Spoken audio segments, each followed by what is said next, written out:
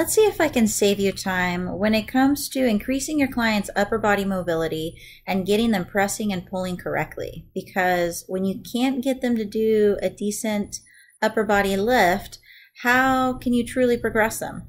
How can you continuously add load to a movement if it falls apart with light weight? Like, how can you do more complicated movements that require a solid press or a pull pattern? A horrible looking row or a horrible looking push-up, like the pictures you're seeing, will not magically start looking better if you never do anything about it. It'll just result in clients complaining about not feeling it in the right places or feeling discomfort every time they do a certain movement, and no one wants that. No one wants to do a bunch of rows and only feel it in their upper traps. And no one wants to do a bunch of push-ups and only feel their anterior shoulder. People want to feel the right things. They want to be able to progress. And when you build a solid press and pull from the beginning, you will have no problem progressing people. But in order to be able to do that, you need to get people moving correctly. And in the last 5 years, I've made some major improvements when it comes to progressing my clients through the basics and being able to increase their mobility and getting them lifting with less issues. Because definitely in the past, I would get a lot of complaints of people not feeling it in the right places, and I just couldn't get them. I couldn't get the upper body to move as well as I wanted it to move. But I've always had a progressive mindset, so I don't mind leaving things behind. I don't mind changing my mind, and I don't mind admitting that I'm wrong and doing something else. So because of that, I have completely changed the way I do things. And my hope is that today you learn from some of my mistakes so you don't do what I was doing in 2013. And in 2022, I'll be making another one of these, and I'll be teaching you something completely different. So you just have to get used to always progressing everything that you do and always improving what you do. So let's get started with mistake number 1. This one I try to shove down my students' throats. For their certification, they need to do a visual assessment, like an overhead squat assessment, and use that to dictate a client's training. And you cannot use your eyes to help you decide what a client needs. In 2013, I saw a shoulder going forward during a push-up or a row, and I thought, oh, the client needed some shoulder blade retraction work. And I thought they had tight pecs and weak upper backs, and it went right along with the saying that everybody knows everyone should row twice as many times as they press, just because like everybody is the same person.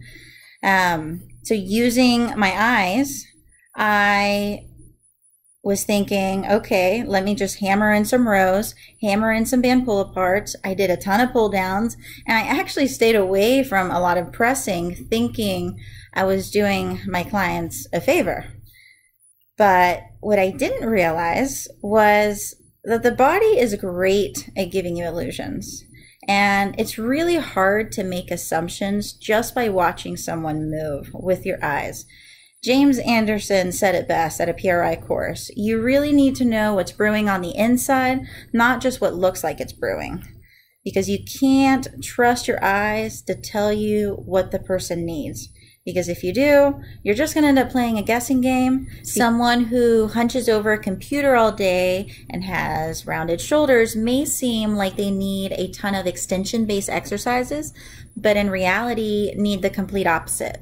And someone who may seem like they have a sway back posture, which would be a posterior tilt of the pelvis, actually the pelvis is rotated the other way. So you really don't know what you're looking at. For example, the idea of not trusting my eyes was first introduced to me by PRI, and ever since then I've been a huge believer in really trying to figure out what's brewing on the inside. And if you see someone's foot turn out when, let's say, they're walking or they're squatting, you can't use that to dictate what that person may need. There are so many joints from the ankle all the way up that could have an influence on what that foot does and why it's turning out. You can't say it's this muscle that's tight and this muscle that's weak and this needs to be stretched. The ilium could be rotated going one way, and then the femur can either go with it or it can rotate and go another way.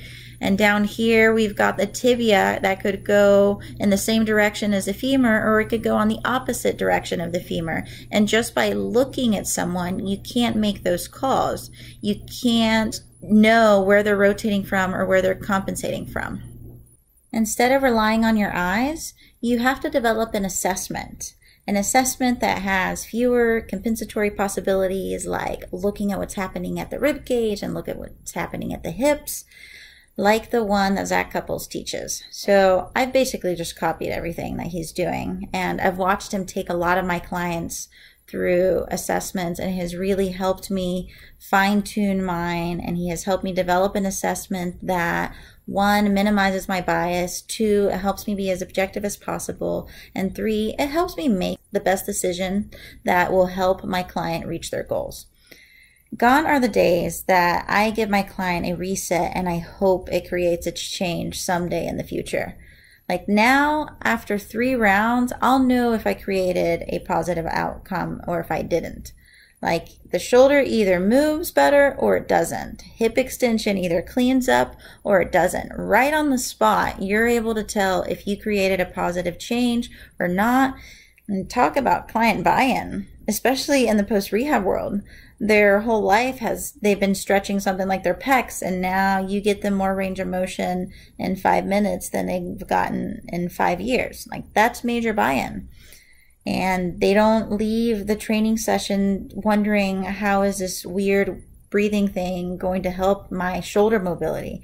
And because they got to experience it, they got to see the internal rotation increase. They got to see the horizontal abduction increase. They got to see shoulder flexion increase. So they get to see it, and they get to feel it. And since I've stopped using my eyes to assess, I have gotten better results with my clients. And if you're ready to stop using your eyes to build a better assessment, keep watching, because I'll be touching on that at the end. So let's move on to mistake number 2. My hierarchy. I wanted my clients who complained about tight upper traps and pecs to have relief. I wanted my clients to row and do pull downs, and I wanted them to look good. And back then, what I thought was mobility had to come first, because I thought if pecs were the devil, I had to stretch those out and do a bunch of T-spine rotation drills and help retract the shoulder blade to then add stability on top of that, whatever that means. And then I'd be able to add strength, thinking that joints had to be mobile basically before I could add any load to it. And that left me with doing a bunch of rows and not a lot of pushing. And actually looking back, I really think I got way more mobility gains by a lot of the work that we did in the quadruped position, and then having clients push heavy sleds, having them reach forward and push the sled forward, not from all the pec stretches and the T-spine rotation drills and the Y's and T's and W's and I's and all of those. So my hierarchy.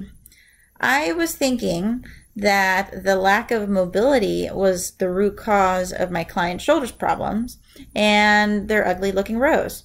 And I thought if I could increase the mobility of the upper body, I could then get to the root cause of their horrible looking rows. What I didn't know was that the position of the bones and muscles actually could influence mobility, like the position of your rib cage and the position of your pelvis. So if your pelvis is rotated forward, it could limit your ability to move your femur into internal rotation. Therefore, if the pelvis position is forward, that can influence the amount of mobility your hip may have. But it doesn't stop there. What can influence the position of the pelvis? Breathing. Yes, air. The position of the rib cage and pelvis is hugely influenced by our ability to breathe. And what do I mean by that? Because there's always a comment of, have we always been breathing? Or wouldn't I automatically do it? Yes, you automatically breathe to survive, but do you breathe correctly to be able to freely move? If you can't breathe correctly, that will impact not just your shoulder mobility, but your whole entire body. And if your goal is to get someone to move better, you've got to look at their breathing. You've got to see, can they get air in all parts of their rib cage? Can they expand 360? You need to be able to get air into the superior parts of the rib cage, the inferior parts of the rib cage, the lateral parts of the rib cage, and then the anterior and posterior parts of the rib cage. Your movement really relies on your ability to inflate and deflate certain parts of your thorax, and it can really dictate how joints move around and where you move from. For example, if you are trying to rotate your trunk, are you going to move through your trunk or are you going to just move through your lumbar spine? Let's look at trunk rotation.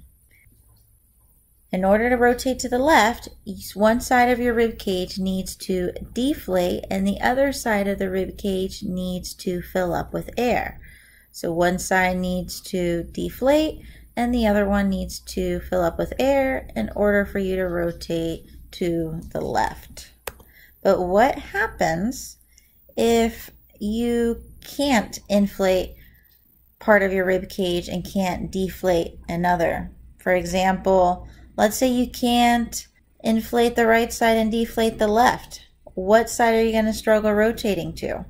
What else do you think you're going to see limitations in if you can't have right trunk rotation, if you don't have access to trunk rotation because of your limitations of getting rid of air in certain parts and filling other parts?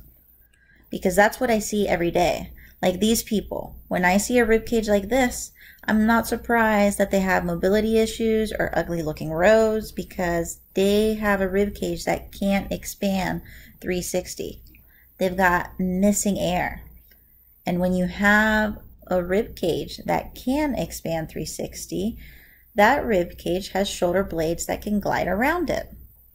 Like this one right here. And when a shoulder blade can glide around the rib cage, that means your clients probably have some pretty good looking upper body lifts and they probably don't complain a lot about feeling things in the wrong places or exercises hurting or upper traps always being tight. The amount of complaints of exercises not feeling right will really go down if you get the shoulder blades to glide around the rib cage. But I should bring up, it doesn't have to be perfect. As you can see, my push-up 3-4 years ago was pretty atrocious, and it was an elevated push-up, and you can see that my shoulder blades don't glide around my rib cage. And when it comes to this breathing stuff, I still suck at it. I suffocate if I try to hold a zone. So that means I'm not perfect and I still have a lot to work on, but I'm perfect enough to have all upper body lifts that don't cause me any pain and they don't fall apart because my shoulder blades don't glide around the rib cage, and good enough to make my push-up look way better. So if you're a trainer, that's what you're shooting for. You're shooting for 360 expansion until they get results, until they have decent looking rows and decent looking presses. Which brings me to my new hierarchy, where step 1 is gaining access. Can you get air into your client's rib cage where they couldn't get air before? Because if you do that, you just help that client gain access to new movement strategies. For example, the movement strategy that he is using causes him not to be able to reach forward without shrugging. He can't get on all fours without feeling his neck. He definitely can't do any good looking rows. And this is actually him trying to actively reach his chest towards the ceiling, but he just couldn't get his rib cage back. So if you take this person that has these movement strategies and you do exercises that drive air into places he couldn't before, you will provide this person that can't do much of anything with his upper body to be able to move better and build new strategies that hopefully don't bother his shoulders and his neck while he's trying to do a workout.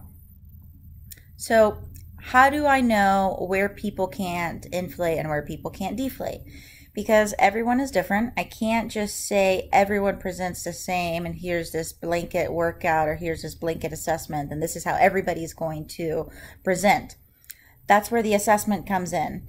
to really find what the client needs, I use things like the infrasternal angle that I stole from Bill Hartman and then learned from his son, Zach Couples. But if you are new to this, yes, I want you to build an assessment process like I described earlier. But I would suggest the way you start helping your clients gain access to new motion is by focusing on these fundamental positions and really master coaching your clients in these positions while you practice messing up your assessments, because you will mess up. If you're not used to coaching these things or you're new to this industry, you're better off learning how to coach people through different positions versus trying to develop an assessment that guides your training. And that's mostly because of the lack of experience. But that doesn't have to stop you from getting results. And lucky for you, I have you covered.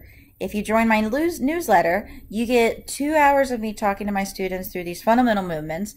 They too can't use an assessment to guide their training, but what they can do is get really good at coaching the basics. And in these videos, I go over the mistakes and how I get people out of compensating. And as an added bonus, you get a 45-minute video on how to make the assessment and the breath work meaningful for each client depending on what their goals are. And as an extra bonus, you get some exercise sheets that you can give to your clients or you can give to your coaches or you can just use them yourself. And maybe you just really don't want to commit to my newsletter, you can also check out my YouTube, and I have a ton of free videos on there. So I will link everything below. And if you get really good at this, you will get your clients access to motion they didn't have before, and you will help them build new movement strategies without an assessment. So get people access to motion they didn't have before by manipulating the air in their rib cage. But that doesn't stop there. You cannot stop with just the fundamental movement patterns. So let's go to step number 2. Reinforce new strategies. By increasing someone's fitness, you can't just stop at these low-level activities. You've got to add some intensity to the new ranges of motion you've helped your clients get. So you need to add load to your client's new way of moving. For example, what needs to happen for this squat to look as beautiful as it does? Where does the rib cage need to be able to go? If you answered back, you are right. The rib cage needs to be able to go back, and he needs to be able to expand into his upper back. Where can't this person get air in? You don't want to see this person squat. So once we give access to motion he doesn't have, you will reinforce it by getting him squatting and deadlifting and lunging and pushing and pulling while appreciating air and position. But how do you do that? Again, I got you covered, because there is a place and a time for you to get your clients to sense everything. They need to sense multiple reference points. They need to breathe in certain areas. They need to restrict other areas. And there's a time and place to just let your clients lift. Because if you think sensing all these things and adding load to these patterns isn't beneficial, you're wrong. And if you think everything now in training needs to be all shifty and mentally demanding and have a breathing component, you're also wrong. These things are very context dependent. It's really all about the clients you're working with and their goals. And out of everyone in the industry, I think these 3 have done an amazing job at adding intensity to all the things you're trying to achieve with what you would call the breathing exercises. So the first one right here is Michelle Bolin. I will link all these people below. Next one is Pat Davidson, and Justin Moore is the third one. However, you can only do what they are doing if you get good at coaching the basics and start developing an assessment process that allows you to be as objective as possible. That is the goal. Get good at coaching the basics so you can coach these low-level activities, and then you can be amazing like Michelle and Pat and Justin. And like I promised you earlier, let's figure out how we can get you good at coaching the basics, developing your assessment, and then take it to the next level. I'm biased because Zach has been my biggest influence, but his course will be going all over this. You can pause the video and read everything, but he will teach you his test and retest system. He'll teach you how to coach the basics. He'll teach you how to get people out of compensation. He'll teach you how to make it meaningful for the client, because sometimes you have a good system and you have the good assessment and a good exercise, but if you can't make it meaningful for the client will not buy in. Therefore, the client will not get results, or they might not come back. So his course will be amazing, because it actually hasn't happened yet, but I will attach that below. Another course you should think of attending is Rethinking the Big Patterns by Pat Davidson. I took his course last year, and Pat is a phenomenal teacher and person. I really suggest taking this course. Or you can work with me online. I only work with personal trainers, so I do not work with the general population. So if that's you, I'm sorry. Personal trainers only. What I will do is I will write you a warm-up. I'll write you daily activities. I will take you through the basics. I will coach you through them, but at the same time, teach you how I coach them. Teach you how to manually cue your client. I'll tell you all the mistakes you'll run into and how to fix them, and the words I say to get clients to buy in. So it's more of a mentoring session, but at the same time, you are being taken through what you have to take your clients through. I believe that if you want to learn how to do something, you have to learn how to do it yourself. So if you feel the exercises, then you will be able to transfer that over into your coaching and teach your clients to do so. So to summarize, don't be driven by a visual assessment. Your eyes will lie to you. Find an assessment that minimizes your bias. Reduced mobility can be influenced by air. Remember that. But so before you start stretching the shit out of your clients' pecs, see what happens if you teach them to breathe 360. Perfection is not the goal. Just shoot for perfection until you get the client's results, which are better looking, upper body lifts, and more mobility in the upper extremities. Build new movement strategies. So get your clients breathing 360. You will teach them to move in different ways, and then you will reinforce new movement strategies by getting them stronger in the right position. And last, follow the right people and start practicing. That is the only way you will get good at this, by practicing. It does not come overnight. It's a lot of failing in the future if you are just getting into this, and get ready for that. Get ready for practice, get ready to fail, and get ready to be better than everyone else who doesn't put the work in. So I hope this was helpful. If you have any questions, please let me know, and I will see you all next time.